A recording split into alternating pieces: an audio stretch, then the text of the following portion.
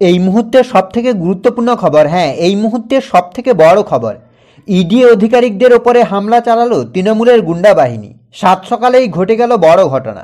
Ration দুর্নীতিতে তৃণমূল নেতার বাড়িতে ইডির তল্লাশির অভিযান ঘিরে তুলকালাম উত্তর 24 পরগনার সন্দেশখালী। চক্রান্ত করে তল্লাশির অভিযোগ তুলে ক্ষোভে ফেটে পড়েন শেখ শাহজাহানের অনুগামীরা। আক্রান্ত ইডির অধিকারিকরা কোনো ক্রমে প্রাণ হাতে নিয়ে এলাকা ছাড়েন কেন্দ্রীয় তদন্তকারী সংস্থার অধিকারিকরা ও কেন্দ্র বাহিনীর জওয়ানরা। উত্তর 24 পরগনা জেলা পরিষদের মৎস্য ও প্রাণী সম্পদ কর্মধ্যক্ষের পাশাপাশি সন্দেশখালী 1 নম্বর ব্লকের ব্লক সভাপতি শেখ শাহজাহান জ্যোতিপ্রিয় মল্লিকের ঘনিষ্ঠ বলে পরিচিত তিনি। এলাকায় যথেষ্ট প্রভাবশালী হিসেবেও পরিচিত তিনি। কেন না জানিয়ে আচমকা হানা, এই প্রশ্ন তুলে বিক্ষোভ দেখাতে শুরু করেন তৃণমূলের নেতাকর্মীরা।